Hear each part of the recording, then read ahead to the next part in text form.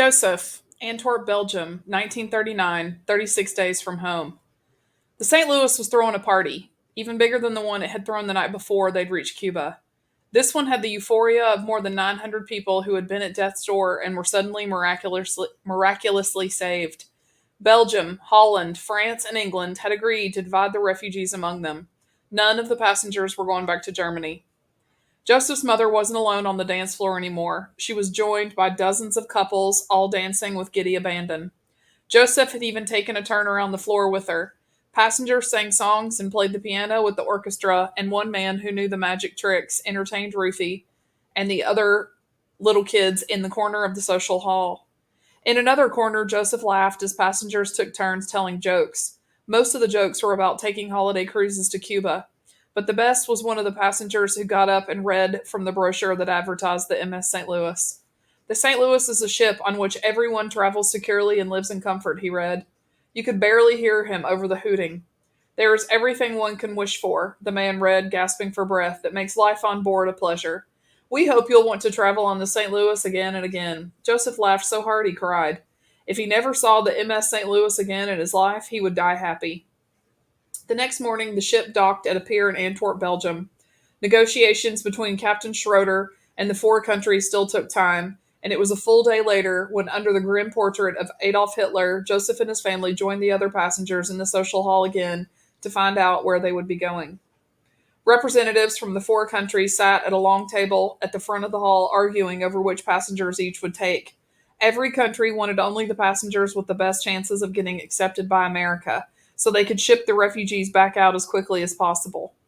Joseph hoped they would get England, because it was the furthest away from Nazi Germany, safe across the English Channel, but when everything was settled, he and his family were assigned to France. They would be among the third group to disembark after the Jewish refugees going to Belgium and the Netherlands were delivered, but before the last group sailed for Great Britain. The first group left that afternoon. Joseph watched with most of the other passengers as the refugees going to Belgium disembarked. Joseph didn't want to go to Belgium, but he was jealous nonetheless. Like everybody else, he was ready to get off the ship. Think of it. We traveled 10,000 miles on board the St. Louis, one of the men leaving for Belgium told the other passengers as he stepped onto the gangplank, only to end up 300 miles from where we started. The line got a laugh, but a sad one. Joseph was all too aware of the long shadow cast by Nazi Germany, and so was everyone else. Still, as long as the Nazis stayed in Germany, they would all be safe, wouldn't they? The next day, 181 passengers disembarked in the city of Rotterdam, even though Holland wouldn't let the St. Louis dock at their pier, just like in Havana. The refugees were taken into town by another ship and escorted by police boats. As they sailed on to France, Joseph wandered the decks. The ship had a strange, empty feeling to it. Half the passengers were gone. The morning they arrived in Boulogne, France, the 288 who were traveling on to England gathered on sea deck to say farewell to Joseph and the others who were disembarking. We're due into England tomorrow, Joseph heard one of them say, June 21st. That's exactly 40 days and 40 nights in a boat. Now, where would I have heard that story before? Joseph smiled, remembering the story of Noah from the Torah. But he felt less like Noah and more like Moses, wandering in the desert for 40 years before reaching the Promised Land. Was that France? The Promised Land at last. Joseph could only pray it was. He picked up his suitcase in one hand, took Ruthie's hand with his in another, and led her and their mother down the ramp into Boulogne. You see, Mama said, I told you somebody would think of something. Now stay close and don't lose your coats. At the bottom of the ramp, Joseph watched as one of the other passengers got down on his hands and knees and kissed the ground. If he hadn't had his hands full, Joseph might have done the same thing. The Secretary General of the French Refugee Assistance Committee officially welcomed them to France, and the porters on the docks moved quickly to carry the passengers' luggage for them, refusing any and all tips offered. Maybe this was the Promised Land after all. Joseph and his mother and sister spent the night in a hotel in Boulogne, and then they were taken by train to Le Mans, where they were put up in a cheap lodging house. Days passed and life went on. Joseph's mother got work doing other people's laundry. Ruthie went to kindergarten at last, and Joseph went to school for the first time in months. But because he couldn't speak French, they put him in the first grade. 13 years old, a man, and they put him in a classroom with 7-year-olds. It was humiliating. Joseph promised himself he would learn to speak French over the summer or die trying. He never got the chance. 2 months later, Germany invaded Poland. touching off a new world war. 8 months later, after that, Germany invaded France, and Joseph and his mother and sister were on the run again.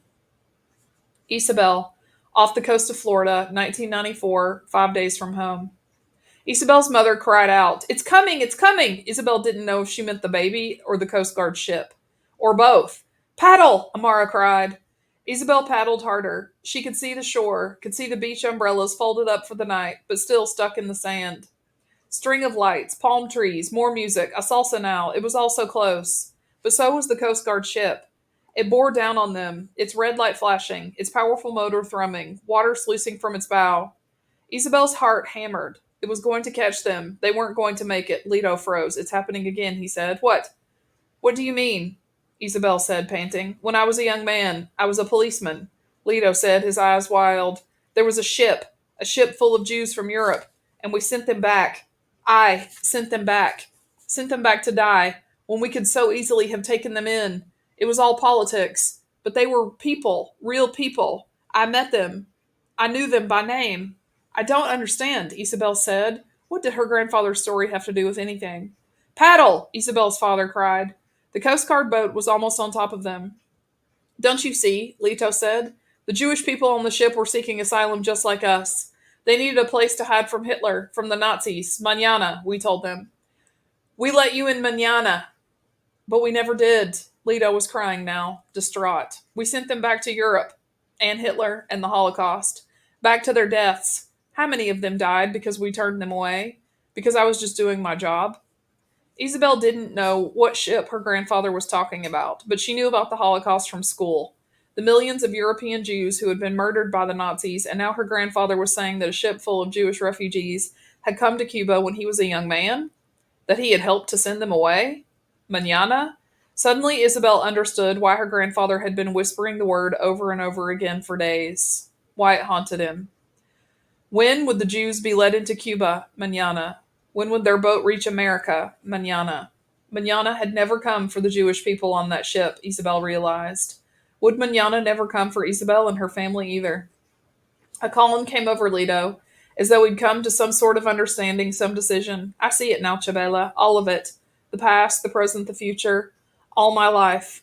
I kept waiting for things to get better, for the bright promise of mañana, but a funny thing happened while I was waiting for the world to change. Chabela, it didn't. Because I didn't change. I'm not going to make the same mistake twice. Take care of your mother and baby brother for me. Leto, what are you... Don't stop rowing for shore," Isabel's grandfather yelled to everyone else. He kissed Isabel on the cheek, surprising her, and then stood and jumped into the ocean. "Leto!" Isabel cried. "Leto!" "Papa!" Isabel's mother cried. "What's he doing?" Isabel's grandfather popped back up a few meters away, his head appearing and disappearing in the waves. "Leto!" Isabel cried. "Help!" he cried, waving his arms at the Coast Guard ship while at the same time swimming away from it. "Help me!" he yelled. He jumped in to distract them, Poppy realized. "They'll come for us first," Senor Castillo said. "No, he's in danger of drowning. They have to rescue him," Amara cried. "This is our chance. Row! Row!" Tears rolled down Isabel's cheek, where her grandfather had just kissed her goodbye. "Leto!" she cried again, reaching out for him over the waves. "Don't worry about me, Chabela. If there's one thing I'm good at, it's treading water," Leto yelled back. "Now row! Mañana is yours, my beautiful songbird. Go to Miami and be free." Isabel sobbed. She couldn't paddle, couldn't row, couldn't do anything but watch as the Coast Guard ship veered away from their little boat and steered toward her grandfather. Went to save him and send him back to Guantanamo, back to Cuba. Mahmoud, Hungary, 2015, 17 days from home. They came for Mahmoud and his father again the next morning, this time to take them to a crowded refugee camp in a cold, muddy field surrounded by a wire fence. Multicolored camping tents stood among heaps of trash and discarded clothes, and Hungarian soldiers in blue uniforms and white surgical masks guarded the entrances and exits. There was only one real building, a windowless cinder block warehouse filled with row after row of metal cots. Mahmoud and his father found Mom and Waleed among the newly arrived refugees, and they shared a tearful reunion. They were each given a blanket and a bottle of water and found cots for themselves. But when the food was delivered, they missed out.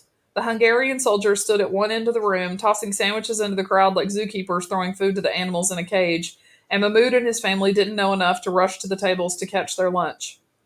Mahmoud expected his father to laugh it off, but he wasn't joking anymore.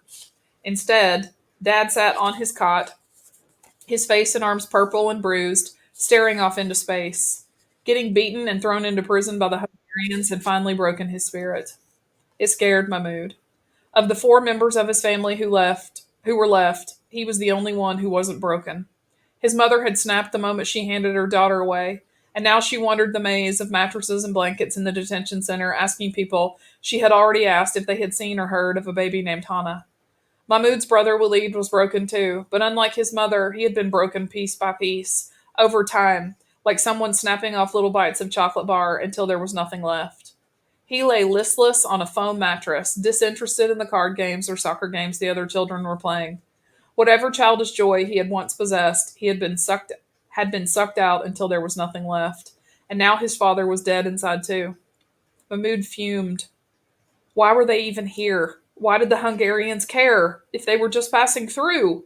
Why had they taken them all the way to the Austrian border only to throw them in a detention center? It felt personal somehow, like the whole country was conspiring to keep them from finding a real home. There were policemen with guns at every door. They were more like prisoners than refugees, and when they got out of here, it would just be to go back to Serbia, back to another country that didn't want them. After everything they had been through, they weren't going to make it to Germany after all, but Mahmoud wasn't ready to give up. He wanted life to be like what it was before the war had come. They couldn't go back to Syria, not now. Mahmoud knew that. But there was no reason they couldn't make a new life for themselves somewhere else. Start over, be happy again. And Mahmoud wanted to do whatever it took to make that happen, or at least try. But making something happen meant drawing attention, being visible, and being invisible was so much easier. It was useful too, like in Aleppo, or Serbia, or here in Hungary. But sometimes it was just as useful to be visible, like in Turkey and Greece. The reverse was true too, though. Being invisible had hurt them as much as being visible had. Mahmoud frowned, and that was the real truth of it, wasn't it? Whether you were visible or invisible, it was all about how other people reacted to you. Good and bad things happened either way. If you were invisible, the bad people couldn't hurt you, that was true. But the good people couldn't help you either. If you stayed invisible here, did everything you were supposed to, and never made waves, you would disappear from the eyes and minds of all the good people out there who could help you get your life back. It was better to be visible, to stand up, to stand out. Mahmoud watched as a door on a nearby wall opened and a group of men and women in light blue caps and vests with the letters UN written on them came inside, escorted by some important looking Hungarian soldiers. Mahmoud knew that the UN was the United Nations, the same group that had been helping people at the Kilis refugee camp. The UN people carried clipboards and cell phones and made notes and took pictures of the living conditions. This place was run by the Hungarians, not the UN, so Mahmoud guessed they were there to observe, to document the living conditions of the refugees. Mahmoud decided right then and there he was going to make sure the observers saw him. Mahmoud got up from his cot and walked to the door. All he had to do was push his way through, and he would be outside. But a Hungarian soldier stood guard next to it. She wore a blue uniform, a red cap, and a thick black leather belt that held a nightstick and all kinds of compartments. Over her shoulder, she carried a small automatic rifle on a strap, the barrel pointed at the gymnasium floor. The guard ignored Mahmoud. He stood right in front of her, but she looked over him, past him. Mahmoud was invisible as long as he did what he was supposed to do, and as long as he was invisible, he was safe, and she was comfortable. It was time for both of those things to change. Mahmoud took a deep breath and pushed the door open. Chunk. The sound echoed loudly in the big room, and suddenly all the kids stopped playing, and all the adults looked up from their mattresses at him. It was green outside and sunny, and at first Mahmoud had to squint to see. Hey! The guard cried. She saw him now, didn't she? The UN observers did too. Stop! No! Not allowed, the soldier said in bad Arabic. She struggled to find the right words and said something in Hungarian that Mahmoud didn't understand. She started to raise her gun at him, and then she glanced up and saw the frowns on the faces of the UN observers. Mahmoud stepped outside. The woman looked around at the other guards and called out to them as if asking what to do. Mahmoud took another step and another, and soon he was away from the building, walking toward the road. Walid ran through the door after him, followed by the rest of the children. The Hungarian guards yelled after them, but they didn't do anything to stop them. Mahmoud, Walid said, panting as he ran up alongside his brother. His eyes were bright and alive for the first time Mahmoud could remember. Mahmoud, what are you doing? I'm not staying in that place and waiting for them to send me back to Serbia. Come on, Mahmoud said. We're walking to Austria.